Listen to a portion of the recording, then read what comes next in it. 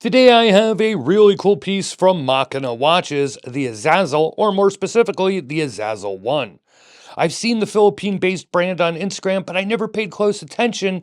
That is until I saw this Aazzle model, as it stood out to me the moment I saw it.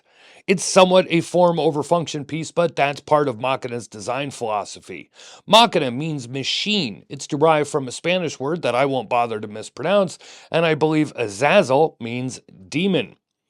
Pretty much nothing is off the shelf with this watch. I mean, it's definitely more of an art style piece, but it's still very functional with a screw down crown, 200 meters water resistance, and a unidirectional bezel. Everything is unique. The case design, the raw sandblasted finish, the geometric stamped dial, the rotating disc for the seconds, even the hands. It's all powered by the Sellita SW260-1, and it's currently only available in this gray color, and the price is $900.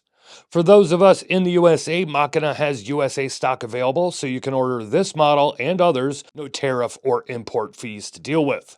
There's a lot to like about this piece, or at least a lot for me to like, and I'll discuss it all in this video, so let's get to it.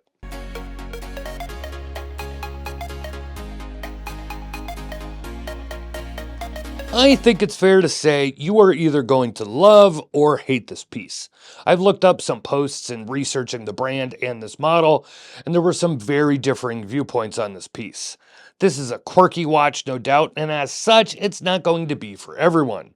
Now, for me, that's what draws me to it. It's raw, it's different, it's not your Rolex or Panerai homage, yet it's not so out there like some of the crazy fashion-forward pieces.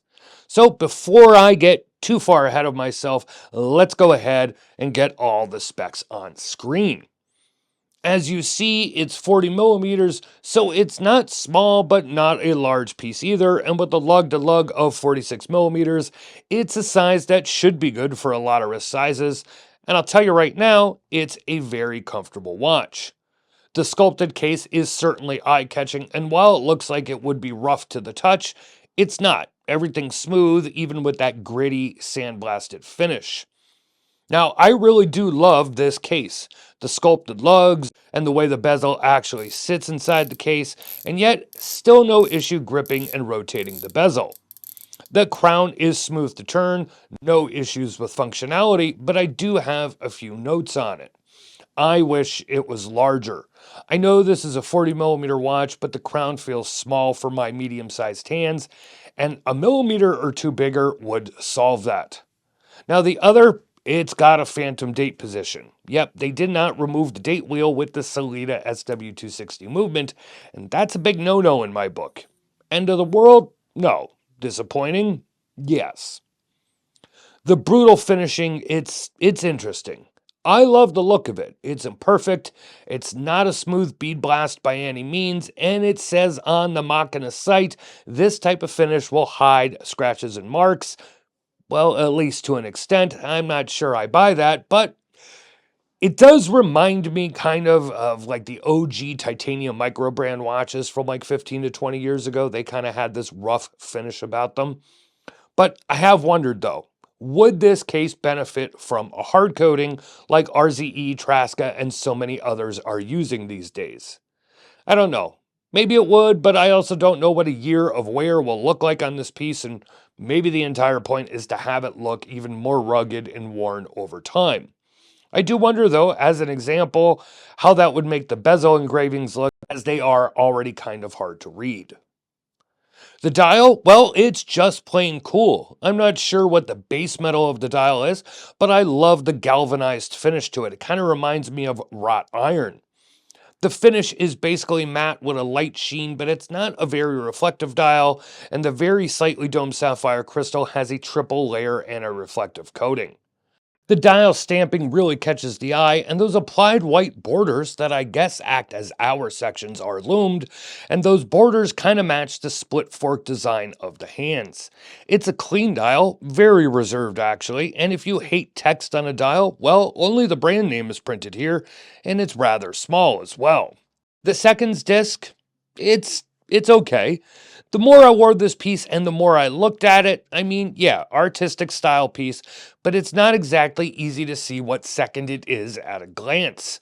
You're obviously not going to be able to track the minutes very well either, but that's kind of the point of this piece. You have to sacrifice some functionality if you want a more unique design. Turning it around to the case back, I find it a little flat. It seems slightly askew to me, or at least the logo and text does. And this is just being picky, but that text is terribly hard to read. Now, it's a case back. How much are we going to be looking at it, right? But I will say, the website photo makes it look a lot better than it does in real life. The Makina Azazel looks great in the dark. I love how they integrated the Lume, and while it's not the brightest or the longest lasting Lume, it does the job. Though I noticed the area under the seconds disc is not fully loomed, so as it spins around, you will see blank spots, and that's just odd. While I really do love this case and dial and the overall look of the Azazel, there is one part that drives me crazy, and it's the silicone strap. If you know me, you know I do not care for silicone watch straps. I prefer a natural rubber or FKM. At $900, I don't want to see a silicone strap. I love the look of the strap and that they did a flared or notch style strap, giving it that wide Bell and Ross look, and I will admit it, it's very comfortable on my 7.5 inch or 19.05 centimeter wrist. But silicone and what I consider a cheap stamp buckle on a watch with a $900 price tag? I feel Makina could have done much better here. I thought about this a lot and what grade I would give the Makina Azazel. I kept going back and forth between an A minus and a B, and I landed on B. The two biggest detractors were the phantom date wheel and that silicone strap. Some may say neither of these are a big deal, and I would agree maybe if this were a $500 watch, but it's not. It's $900 with a Swiss movement, and with all the attention to detail on the overall design and finish, it's odd that they overlooked the strap and to fine-tune the crown function. That all said, I still dig it. I mean, look, it's my job to point out any issues and quirks, but there's something about this piece I just really enjoy. I love the look, it's fun and different without being goofy or outlandish, and the all gray colorway appeals to me as well. But you may disagree with me, and this is all one man's opinion. So head to the comments and let me know what you think of the Makina Azazel. And if you have a question or there's something I didn't address, go ahead and ask away. Are you following us? All you have to do is hit that subscribe and notification button. Oh, and while you're at it, head over to Instagram if you want to see what's in before it's reviewed here on YouTube. Thanks for watching, and I will see you next time.